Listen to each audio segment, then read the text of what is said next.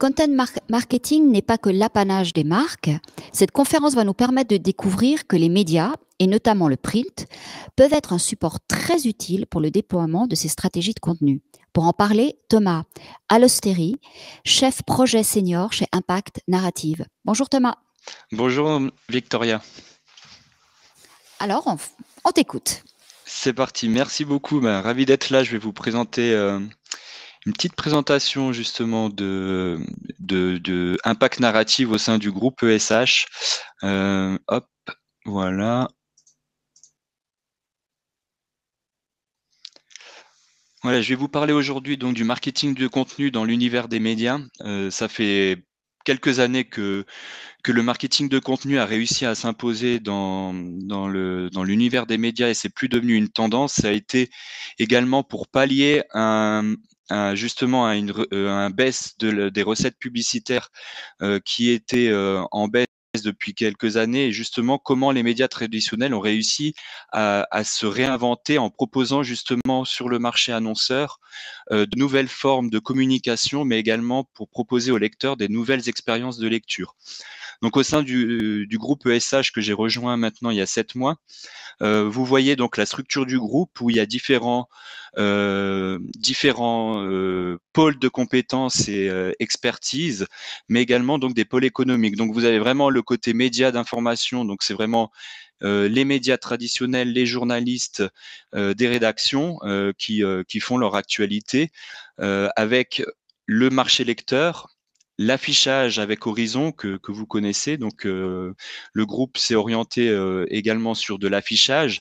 La partie support et notamment au sein du groupe, nous avons le centre d'impression qui nous permet d'avoir justement cette capacité et cette autonomie pour imprimer nos propres journaux, mais également nous imprimons des journaux d'autres groupes, et l'aspect diversification. Et depuis 2021, nous avons Impact Network qui a été créé. Donc c'est vraiment une agence dans laquelle on regroupe différents corps de métier et notamment la régie publicitaire Impact Média qui existe depuis plusieurs années. Mais si on va dans le détail, donc quelle est notre mission au sein du groupe Impact? C'est vraiment d'accompagner les entreprises dans leur démarche de communication au niveau local grâce à différents supports qui impactent auprès des publics cibles. Donc la manière dont on est organisé, vous avez Impact Network, donc qui est vraiment notre positionnement, c'est l'unique agence qui est au niveau local au service des enseignes et des réseaux de points de vente. Au niveau de Advice, donc c'est notre département interne qui accompagne justement les marques dans la stratégie de communication, mais qui accompagne également nos campagnes de communication content marketing. C'est-à-dire la manière dont on appréhende le content marketing chez Impact Group, c'est qu'on va vraiment se baser sur des études et sur de la data pour construire une campagne de content. Je prends un exemple assez concret. Lorsque on parle de l'énergie, on voit que la Suisse romande est quand même divisée en différents cantons, en différentes régions, mais les habitudes de consommation des romans sont complètement différentes d'une région à une autre. Donc, par exemple, dans l'énergie, on voit qu'en Valais, grâce à nos études de notre équipe de planeurs stratégiques et études data, on arrive à voir qu'en Valais, il y a un taux de propriétaires qui est plus élevé par rapport au reste de la Suisse romande. Donc, c'est-à-dire que on va ressortir qu'il y a plutôt des propriétaires avec des panneaux solaires, alors que sur le canton de Vaud, on a plutôt des intérêts de la part des lecteurs sur la mobilité électrique. Donc, c'est là on va pouvoir aussi affiner une campagne et la personnaliser en fonction de la data, mais bien sûr en fonction aussi des objectifs de la marque. Et Impact Narrative, donc c'est vraiment la structure dont je fais partie. On est une équipe de 10 personnes, d'une dizaine de personnes, où c'est vraiment notre studio de création de contenu personnalisé, accès storytelling. Donc on a la chance d'avoir à l'interne, c'est nos propres journalistes. On a une équipe qui est vraiment dédiée aussi à l'aspect création graphique, mais également on travaille avec les différents pôles du groupe. Donc Impact Digital, c'est vraiment les services digitaux qui sont dédiés à la création de sites internet pour des marques, pour des campagnes spécifiques, mais également aussi à de la publicité que l'on a aussi sur le display à travers nos différentes plateformes. Et Impact Média, c'est vraiment la régie en Suisse romande qui est déployée donc par canton, par région. Donc on est présent sur Vaud, le canton de Neuchâtel, également en Valais et pour le marché national avec une équipe à Bienne. Et donc, on arrive dans cette galaxie un peu 360 où on arrive à avoir le côté creative data, création de contenu, personnalisation, jusqu'à la diffusion du message auprès des publics cibles. Donc, je vais vous montrer quelques exemples de content qui est valable vraiment dans l'industrie des médias qui ont été développés justement pour répondre aux attentes du marché, qui vont au-delà de la publicité traditionnelle, parce qu'on s'est vu qu'aussi que le marché annonceur ne consomme plus et n'investit plus de la même manière et n'achète plus forcément une pleine page dans un journal. Et lorsqu'on a une marque qui nous dit aujourd'hui, je veux plus faire de print, mais ma stratégie, c'est d'être dans du 100% digital, il faut qu'on propose de nouveaux produits. Donc là, vous voyez, c'est le long format. C'est un long format interactif, donc c'est beaucoup plus poussé qu'un article digital que vous allez voir sur un site internet, puisqu'on allie vraiment contenu rédactionnel avec photos, vidéos, box interactive avec le côté serviciel aussi pour les lecteurs. Et là, vous avez deux exemples assez concrets, donc qui étaient Fribourg Région. L'objectif pour eux, c'était justement l'été passé, pendant la pandémie, c'était d'attirer justement de nouveaux publics au sein de leur région pour visiter justement la région de Fribourg. Donc cette campagne a été faite vraiment en Valais parce que leur objectif, c'était vraiment de toucher les Valaisans afin qu'ils puissent arriver dans leur région. Et donc, vous voyez, ces photos, ces vidéos, ce contenu rédactionnel donne envie aux lecteurs de scroller. Et puis, on s'est rendu compte qu'en termes de résultats et de performance sur ce type de contenu par rapport à un article qui est classique, si je puis dire, c'est que les résultats sont beaucoup plus importants. On arrive à capter l'attention du lecteur pour qu'il reste le plus longtemps possible sur cette page. À ma droite, je viens de vous présenter aussi ces codes 41. C'était dans le cadre de leur campagne justement pour un lancement de produit, donc le nouveau chronographe que la marque avait développé. Et donc c'était vraiment pour eux un lancement aussi au niveau suisse, mais également à l'international. Et justement pour avoir une bonne présence sur la Suisse romande, donc ils avaient déjà fait avec un média généraliste, un quotidien généraliste, mais pour accentuer la visibilité de leur message et la visibilité de leurs produits, on a fait une campagne sur l'ensemble de nos titres, à savoir La Côte, le Nouvelliste et Arc Info pour le canton de Neuchâtel. Donc ça a été vraiment un contenu qui a été déployé sur les différentes parties de la Suisse romande. On voit que le print également, c'est pas du tout has-been, si je puis dire, puisque l'avantage d'être aussi un média traditionnel, c'est qu'on a une audience sur le print qui est vraiment complémentaire sur le digital. Et ça, j'insiste vraiment sur cet aspect-là. Lorsqu'on dit à une marque, si vous voulez vraiment toucher une audience large et un public jeune, sur le digital, forcément, vous aurez un public plus jeune, mais sur le print, vous allez aussi toucher une audience très large. Et là, la campagne que je vous présente, c'est justement comment aussi on peut être créatif dans un journal en proposant justement des nouveaux formats qui vont au-delà d'une pleine page ou d'une demi-page qu'on peut connaître. Là, c'était justement avec Bonne Maman, donc pour la Chandeleur qui a eu lieu au mois de février. On a également travaillé avec leur agence France et René. Et donc, on a imaginé, donc c'était vraiment sur l'ensemble des quotidiens. Donc, on a un partenariat commercial avec d'autres éditeurs. Donc, on a chez nous le Nouvelliste, Arc Info, La Côte, mais on a également le quotidien jurassien, La Liberté, le Journal du Jura et La Côte. Donc, ça a été vraiment une opération locale et sur la Suisse romande. Le dispositif créatif, c'était comment, dans 4 espaces d'expression, dans le premier et le deuxième cahier, comment on va construire une histoire derrière un lancement produit, derrière une fête qui est très ancrée en France, mais beaucoup moins en Suisse romande. Et il y a cette volonté justement pour que la Chandeleur devienne un temps familial où on se retrouve en famille.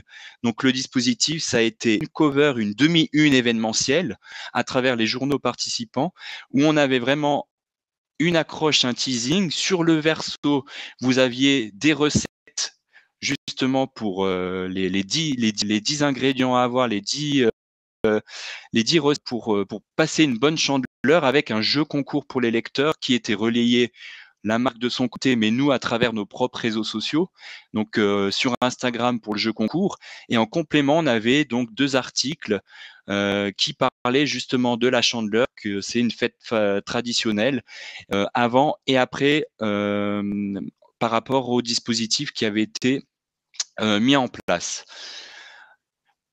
D'autres manières aussi d'appréhender le print, et c'est comment aussi vulgariser les propos, justement pour qu'on ait une information simple, accessible. Là, vous voyez la campagne de vaccination, hein. Donc vous l'aviez vu, ils avaient fait une énorme campagne d'affichage. Ça avait été suite justement aux annonces du Conseil fédéral au mois de novembre, où c'était pour les personnes qui n'étaient pas encore vaccinées, les inciter à se faire vacciner. Et là, il y avait énormément d'informations au Covid. Et c'est vrai que quand on se met dans la place, à la place du lecteur, on entend de tout, il faut se faire vacciner, il faut pas se faire vacciner.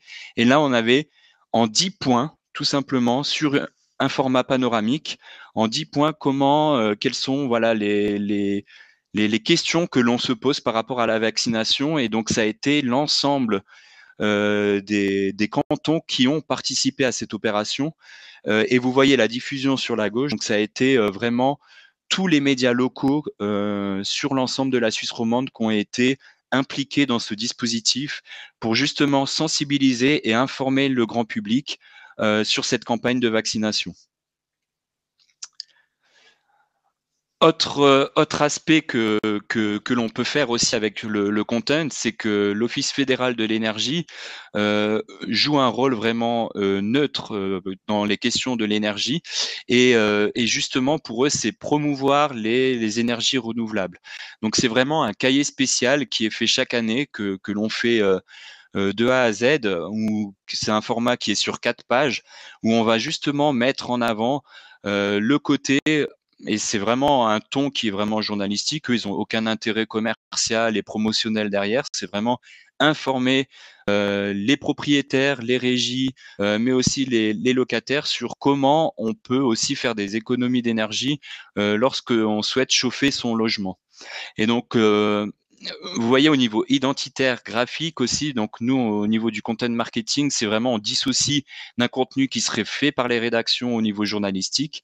On a vraiment notre propre charte, notre propre balisage pour le différencier sur le contenu rédactionnel. On a des interviews des experts qui apparaissent et on a vraiment la manière dont on fait le content marketing, et c'est vraiment l'ADN du journalisme qui ressort dans ces moments-là, c'est qu'on va vraiment réfléchir à un bon titre, une bonne accroche, une bonne titraille, et on est vraiment sur un contenu qui est vraiment informationnel, et l'objectif, c'est que le lecteur puisse à la fin se dire: j'ai vraiment appris quelque chose grâce à cette campagne qui a été faite. On a également dans notre cellule impact narrative, donc on fait aussi la création de contenu, de la production, vous l'avez compris, de la production à la réflexion, à la mise en page graphique jusqu'à la diffusion dans les médias, mais on a aussi ce côté custom publishing, où on est vraiment pour des entreprises, des entités, des marques, où on va vraiment jouer ce rôle de prestataire, de mise en page. Là, vous voyez l'exemple de la ville de Neuchâtel. Donc, eux, ils ont leur journal officiel qui apparaît donc chaque semaine sur l'ensemble du canton. Donc, c'est quand même 33 numéros par an. Ils s'occupent vraiment de l'aspect rédactionnel avec leurs propres équipes de communication à l'interne. Et nous, on s'occupe vraiment de tout l'aspect graphique et de la mise en page. Donc là, c'est vraiment aussi, on apporte cette valeur ajoutée. C'est comme on a des quotidiens et qu'on a des journaux, comme ferait un graphique pour la quotidienne, c'est comment mettre en page un journal qui est justement destiné à un grand public, mais avec les codes graphiques que l'on retrouve dans les médias. Donc ça, c'est vraiment de ce type de prestations que l'on propose. On fait aussi des rapports d'activité de fin d'année. On propose aussi des magazines pour des entreprises qui veulent mettre en avant justement leurs services, leurs produits, leurs nouveautés, et sans pour autant d'avoir une diffusion dans les médias, vraiment à usage interne. Et c'est là où Impact Narrative, justement, notre studio de création de contenu, a réussi à avoir cette expertise-là aussi sur le marché pour proposer justement cette expérience journalistique, cet ADN journalistique, comment on le retranscrit pour des entreprises qui ont besoin justement de mise en page de magazines ou de journaux à usage interne, ou pour leur propre clientèle. Là, c'est un exemple que la campagne, elle a commencé vraiment la semaine passée. L'objectif des FMB, donc c'est les forces motrices valaisannes, qui, vous le savez, donc la Confédération et aussi l'Union européenne a parlé de ce développement énergétique de 2050, où il y a vraiment tout un programme spécifique. Et à l'échelle valaisanne, mais plus largement à l'échelle de notre pays, les forces motrices valaisannes seront appelées à devenir le plus grand producteur d'électricité en 2050. Et l'objectif vraiment, c'est d'informer le fait qu'il y a le retour des concessions, c'est informer le Valais en premier lieu. Donc en sachant que le Valais, vous avez le bas Valais et le haut Valais, donc multilingue. Euh, tous les enjeux qu'il y a derrière cette stratégie 2050 et on a lancé la semaine passée avec eux. Donc c'est vraiment une campagne qui va durer sur toute l'année, une publication mensuelle, toute une série d'articles à valeur éditoriale. Donc on est en partenariat en termes de diffusion avec le Valaiser Beauté pour le Haut-Valais. Donc on a vraiment l'adaptation des contenus du français vers l'allemand. Et on a créé une plateforme spécifique pour ce dispositif, donc FMV 2050, où on retrouve justement l'ensemble des contenus qui auront été faits pendant cette année écoulée. Donc on a vraiment joué le côté aussi événementiel, c'est-à-dire que la veille de la première publication dans les journaux, on a fait une annonce pour justement faire prendre connaissance aux lecteurs que on va leur donner un rendez-vous mensuel pour parler de l'énergie et de tous ces enjeux. Et la première publication, justement, qui a-t-il derrière la prise? Et l'idée derrière cela, c'est de dire, bah, justement, vous consommez de l'énergie et de l'électricité, que ce soit pour utiliser votre sèche-cheveux, pour utiliser votre machine à laver, mais d'où provient cette énergie? Donc, c'est vraiment un domaine qui est très spécifique, hein, très technique, parce qu'il y a des ingénieurs. Et l'idée, c'est de rendre accessible au plus grand monde, au grand public, une information qui peut être complexe à comprendre. Donc, on aura vraiment tout un dispositif. Vous voyez, il y a du print, il y a du digital, il y aura les lecteurs pendant cette année vont pouvoir poser des questions à des experts. On aura des cartes interactives, on aura des images d'archives, justement les barrages hydroélectriques de aujourd'hui jusqu'à 2050 et dans le passé, puisque c'est une entreprise quand même qui existe maintenant depuis une soixantaine d'années. Et l'idée, c'est à travers des vidéos motion, comment on va vulgariser un propos. Et c'est tout un dispositif. Donc en termes de ressources, aussi au niveau du content marketing, c'est assez conséquent puisque si on prend la publicité traditionnelle, vous avez le client qui achète son espace publicitaire. Il a soit l'interne un graphique, soit nous, on propose de faire la mise en page de son annonce, à les publier dans le journal. Donc, ça demande en termes de ressources très peu de moyens. Mais lorsqu'on pense content marketing, c'est vraiment des projets. Si je prends le cas des FMB, ça fait quasiment une année de discussion et c'est aussi quasiment 7-8 personnes qui sont dédiées à ce projet, puisque vous avez le chef de produit qui est en charge de la création du site internet et de la mise à jour. Vous avez le responsable artistique qui va vraiment penser la série dans son ensemble en termes de création graphique et d'un chemin de fer qui soit cohérent. Vous avez le journaliste qui est impliqué. Vous avez le chef de projet. Vous avez l'équipe réseaux sociaux, puisqu'aussi on parle de création de contenu, c'est bien, mais vers quelle cible aussi on va publier ces contenus. Donc là aussi, bah, on a les équipes réseaux sociaux et puis on a l'équipe web, édition web pour promouvoir aussi à travers nos newsletters éditoriales. On est bien balisé avec les lecteurs pour qu'ils comprennent que c'est dans le cadre d'un partenariat. Mais vous voyez, du début à la fin, vous avez quand même toute une équipe qui est dans un projet qui prend quand même des mois de réflexion et aussi une année complète de production. Donc, ça veut dire qu'il faut vraiment être agile. On est obligé d'avoir aussi une méthode de travail pour ce type de projet qui soit complètement transversal et agile. Hein. Donc, comme on voit dans les agences, hein, la méthode agile, hein, vous avez des tickets, chacun a ses propres tâches à faire. On partage ça avec le client pour expliquer ces méthodes de travail sont bénéfiques pour tout le monde. C'est pas mal d'aller-retour. Mais l'objectif, c'est qu'une fois qu'on a fait la première publication, c'est qu'on arrive à dérouler. Et aujourd'hui, on est à ce stade-là. Un autre projet, et là c'est vraiment intéressant puisque on se rapproche vraiment du côté journalistique, si je puis dire, dans la démarche, puisqu'on s'est rendu compte pendant la pandémie, c'est que les jeunes, et ça c'était vraiment un problème, et il y avait de plus en plus de sédentarité.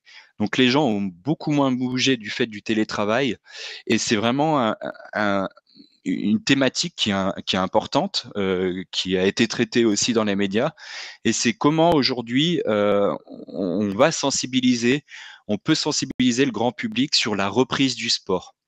Et donc là, vous avez un assureur qui est sur cette démarche-là. Donc pour eux, l'objectif aussi, c'est de dire euh, un assuré qui est en bonne santé est aussi un assuré qui coûte moins en termes de santé, puisque il bouge, il fait du sport, il fait attention à son alimentation, à son bien-être physique, mais aussi psychique. Donc c'est vraiment une campagne qui est dédiée justement à la reprise du sport post-pandémie. Donc la première publication, ça avait été justement la natation, puisque voilà, on voit que la natation, c'est un sport qui est très complet et qui permet aussi bien de se détendre, de se sentir bien. Donc c'était vraiment l'avis d'experts médicaux qui donnent dans ces encadrés bleus que vous voyez sur la page, justement tous les bienfaits de la natation, avec un aspect aussi serviciel pour les lecteurs, puisque si je veux me remettre à une activité sportive, qu'est-ce que je vais faire pour bien reprendre le sport sans me blesser également. Donc ça a été un dispositif qui avait été sur l'ensemble de nos médias, mais également auprès du canton de Fribourg La Liberté, puisque la marque aussi souhaitait se développer son activité sur le canton de Fribourg, avec une plateforme dédiée que nous avons créée, puis des jeux concours pour les lecteurs, pour justement leur donner aussi envie de reprendre une activité sportive entre amis et en famille. Donc c'est vraiment un sport qui est présenté par saisonnalité. Donc là, on arrive au printemps, mais justement, ça faisait sens de proposer un sport qui est la course à pied, puisque on va être dehors. On voit que les événements sportifs aussi, qui n'ont pas forcément eu lieu pendant la pandémie, vont reprendre également. Et donc là aussi, on réfléchit content marketing en fonction aussi de la saisonnalité dans certains cas. Donc, si je prends également l'industrie du tourisme, eux, ils ont deux temps forts, c'est l'été et l'hiver. Donc, ils vont avoir ces temps de parole et puis ils vont promouvoir de différentes manières leurs excursions. Et donc, c'est ça qui est assez intéressant, c'est que chaque projet, et ça c'est peut-être quelque chose que j'aimerais vraiment insister, c'est que chaque projet content marketing est unique. Unique parce que déjà, chaque marque est différente, chaque marque a ses propres objectifs. Chaque conception que l'on fait au niveau graphique et au niveau éditorial est unique, et ça rend vraiment un projet, voilà, vraiment un projet sur mesure. Et lorsqu'on voit aussi en termes de budget, c'est pas la même approche que lorsque on a notre grille tarifaire que vous voyez au sein des régies publicitaires. Une pleine page, ça coûte tant, une demi-page, un bandeau, ça coûte tant. Mais on voit qu'aussi sur le marché annonceur, vous avez le responsable marketing, vous avez le responsable communication, vous avez aussi la personne en charge du sponsoring. Donc on voit aussi qu'au niveau annonceur, les budgets aussi sont répartis différemment par rapport à il y a une dizaine d'années. Et donc c'est comme ça on construit une campagne, c'est vraiment avec des budgets sur mesure, et à partir du moment où on a une enveloppe qui nous a indiqué, c'est comme ça qu'on va construire une offre complète sur mesure jusqu'à un dispositif qui va répondre aux enjeux de la marque. Voilà un petit peu pour terminer avec cette présentation. Donc, avec notre positionnement qui est la création et l'édition de contenu font partie de notre ADN. Et quand je dis l'ADN, c'est vraiment parce qu'à la base, on était une entreprise de médias avec cet ADN journalistique, et on reprend les codes journalistiques pour justement les transférer auprès du content marketing. Et justement, notre proximité et notre valeur locale, c'est la personnalisation de nos messages qui va pouvoir avoir un impact au niveau des publics cibles, puisque la Suisse romande, on fait souvent une généralité, mais la Suisse romande, c'est pas que Vaud et Genève, c'est les autres cantons. Et là, quand on voit une marque qui est alémanique, qui souhaite justement communiquer en Suisse romande, ils font souvent l'erreur de simplement traduire un contenu en pensant que ça va plaire aux Suisses romands, et malheureusement, ça ne fonctionne pas tout le temps, puisque si on prend un lecteur vaudois qui voit que le contenu, on parle d'une entreprise ou d'un produit ou d'une famille avec un témoignage qui est en Suisse alémanique, qu'elle va pas s'identifier. Les romans d'un canton à un autre n'ont pas les mêmes habitudes de consommation. Ça demande certes plus de travail, mais c'est vraiment notre force, c'est de personnaliser vraiment le message. Voilà. Merci Thomas, c'est très intéressant. Je comprends la construction, la création de ce groupe Impact, Impact Network, parce que c'est important aussi que les marques qui viennent n'aient pas le sentiment d'aller vers une rédaction, leur demander du content marketing, c'est pas compliqué, tandis qu'avec vous, ils peuvent avoir vraiment ce langage marketing, stratégie de marque, et disons, il n'y a pas de tabou. Tout à fait. Et puis on est vraiment très au clair même à l'interne. Hein. On est vraiment séparés des rédactions. Les journalistes à l'interne que nous avons chez Impact sont vraiment des journalistes qui produisent du contenu exclusivement pour les marques. Et on n'implique vraiment pas les rédactions puisque… Donc c'est des rédacteurs dédiés, c'est ça? C'est vraiment des rédacteurs dédiés. On a aussi notre réseau de partenaires, hein, puisque il y en a qui ont des spécificités, qui ont des expertises journalistiques et éditoriales, mais la manière dont on signe aussi ces contenus, c'est qu'on signe vraiment, où on a vraiment une mention pour le lecteur à la fin, c'est ce contenu a été réalisé pour la marque, il a été créé par Impact Narrative du groupe ESH, un renvoi vers la charte pour que le lecteur puisse comprendre ce que c'est comme dispositif. Et si je prends le print, hein, vraiment tout en haut, on a une publication avec le nom de la marque. Et graphiquement, on l'identifie, on le sépare vraiment d'un contenu qui a été fait par un journaliste de la rédaction.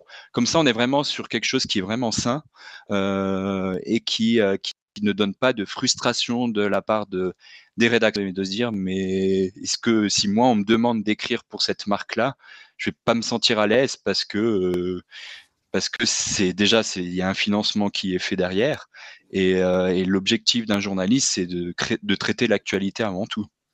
Ouais, donc le balisage est clair, la séparation des rédacteurs est aussi très claire, donc là il n'y a pas de problème, mais il peut y avoir quand même des catapultages parce que tu peux avoir une campagne et puis ce même jour-là, tu as dans la presse une thématique par rapport à peut-être pas ton produit, mais la gamme de produits dans lequel tu te trouves. Alors comment, parce que c'est souvent un peu ce qui peut être le dernier frein pour ne pas utiliser une approche avec un média, c'est qu'on se dit finalement, on est quand même dans un terrain où c'est toujours quelque chose que personne ne maîtrise.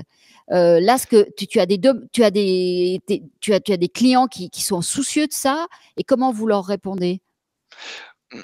On sépare vraiment le côté traitement journalistique du traitement projet content. C'est-à-dire que si on prend l'exemple d'un assureur et puis il y a le journaliste qui va faire une interview de l'assureur en question avec qui on travaille, nous on est totalement à l'aise à expliquer aussi que c'est un projet spécifique, mais la rédaction doit faire son travail. Donc s'il y a une enquête qui est faite auprès de l'entreprise en question ou qui a une actualité, ça doit pas empêcher, ce projet ne doit pas empêcher que l'actualité soit traitée. Et ça, on l'explique vraiment très clairement dès le départ avec nos partenaires. Et c'est pour ça que cette charte, elle permet de poser un cadre sain, c'est les limites à ne pas dépasser. Alors bien sûr, il faut éviter, et puis là, c'est des discussions qui sont à l'interne, mais il faut éviter d'avoir le même jour, dans ce cas-là, une actualité traitée éditorialement avec notre campagne qui sort. Donc ça arrive, heureusement, ça arrive rarement aussi, parce que ces campagnes de content marketing, elles sont prévues vraiment des mois à l'avance. Hein. C'est quand même un minimum pour faire une campagne, c'est 5 à 6 semaines, alors que l'actualité, c'est du jour au lendemain, on entend une actualité sur une entreprise. Le jour même ou le lendemain, c'est déjà publié dans le journal ou sur les réseaux sociaux. Donc, on est vraiment sur des temporalités qui sont différentes. Et ça, on l'explique vraiment. Hein, c'est vrai qu'il y a des marques qui disent, mais dans ce cas-là, est-ce qu'on pourrait… est-ce que vous allez parler de nous? Et puis là, on dit, attention, nous, on est vraiment côté agence. Libre à choix la rédaction, on peut passer le message, mais si la rédaction a un intérêt pour parler d'une actualité d'une entreprise, elle le fait, mais en totale liberté. Et c'est pour ça que ce type de partenariat… Donc c'est très clair pour le client. C'est très clair pour le client et on est très clair aussi à l'interne. C'est pour ça que on est vraiment à l'aise avec ce dispositif de content marketing qui est, encore une fois, c'est pas nouveau, hein, vous le voyez en Ouais. France, aux États-Unis, le New York Non, c'est Times, pas nouveau. et ça fait des années qu'ils font ça aussi. Ouais. Dernière question peut-être, les Oui. clients que vous avez aujourd'hui, c'est plutôt des agences qui ont le mandat ou c'est la marque en direct? Alors on a de tout, on a des 2. On a vraiment des clients qui sont ultra locales, et des clients qui sont plutôt régionaux, nationaux, et puis aussi des clients, où on travaille, en collaboration avec des agences. Si je reprends l'exemple de Zwica, on était, avec un client qui était basé en Suisse alémanique. Donc nos contacts étaient en Suisse alémanique, et on a des clients, on est en contact direct avec eux, dans nos régions, mais aussi avec les agences qui ont justement pour un client une campagne qu'ils souhaitent faire de content avec une diffusion. Et là, on travaille étroitement. Je prenais l'exemple de Bonne Maman, j'avais mentionné France et René. Bah, ça a été dans le cadre de la Chandeleur, justement un partenariat, trois entités. Et puis, la toute dernière question au niveau du Mmh. contenu, heu Oui. les marques, elles arrivent déjà avec, une stratégie très clairement établie ou ça arrive qu'elles aient simplement des lignes de direction et puis, par exemple, si vous imaginez après faire un petit magazine ou disons, Mmh. c'est vous qui êtes un apporteur d'idées parce que la marque, Oui. elle aimerait aussi avoir une vision peut-être plus fraîche, plus Alors disons, on a les 2 mieux cas, hein. ciblée? On a des marques qui savent clairement ce qu'elles veulent. Et on en a quand même pas mal, et c'est là où on a ce travail aussi d'experts du content à creuser. Justement, quand on parle des objectifs, je fais un peu une généralité, mais on a assez souvent, c'est moi, mon objectif, c'est de la notoriété, c'est de créer du trafic dans mon magasin, par exemple. Mais au-delà de ça, quel est ton véritable objectif quand on creuse? Quelle est la cible que tu souhaites? On prend une campagne vidéo, c'est super de faire 100 000 vues, mais si ton objectif c'était de toucher uniquement des Genevois et des Vaudois et qu'en fait tu as 100 000 vues et tu n'as que 30 secondes sur ta vidéo et que tu n'as pas touché le reste de la Suisse romande, l'objectif n'a pas été atteint. Et c'est là où nous, on doit vraiment jouer ce rôle de conseil, et au niveau créatif également. On prend les demi-unes, c'est quand même un aspect événementiel où il faut vraiment faire preuve de créativité vers la marque, et même dans l'ensemble des contenus que l'on fait sur les sujets. Je parlais de le côté études. Le côté étude aussi va nous permettre de déceler justement des thématiques que l'on peut faire ressortir. Parce qu'on sait que l'habitude de consommation des lecteurs est différente d'une région à une autre. Et là, de dire, bah, justement, un amateur de vin vaudois, on voit qu'ils aiment aussi la musique. Donc pourquoi pas créer une campagne en lien avec le jazz et la musique pour parler du vin. Mmh. Parce que, et c'est là où on doit vraiment faire preuve de créativité. Après, bien sûr, il faut qu'on reste cohérent avec le plan média et le plan de communication de la marque, mais c'est également aussi en termes de diffusion aussi. La manière dont on va distribuer le message. Si on voit une campagne qui est print digital, réseaux sociaux, et qu'on balance le message en une fois, bah, c'est dommage parce qu'on fait un gros coup de cymbale en une fois, mais après, donc il y a un gros pic d'audience et on perd l'audience directement. Et nous, on est vraiment dans une stratégie où on dit on sort dans le journal, on sort l'article digital. La newsletter peut arriver une semaine après pour promouvoir le contenu, les réseaux sociaux quelques jours après. Comme ça, on est vraiment sur une temporalité et on va faire durer le message et le contenu. Et c'est important aussi, c'est de dire avec les marques, c'est le contenu qu'on fait pour vous, c'est un contenu que vous pouvez réutiliser et qui doit durer. C'est un contenu, ce que j'appellerais un peu serviciel, de dire quand on parle de tourisme, l'été prochain, ce contenu qu'on a réalisé en 2022 sera toujours d'actualité. On pourra le remettre en avant, on peut le réutiliser si c'est pertinent, bien entendu. Parfait. Bah, écoute, je te remercie Thomas, c'était très complet et je pense que beaucoup de personnes auront appris des choses qu'elles ne connaissaient pas. Donc voilà, Voilà. c'était le but. Merci. Merci Victoria.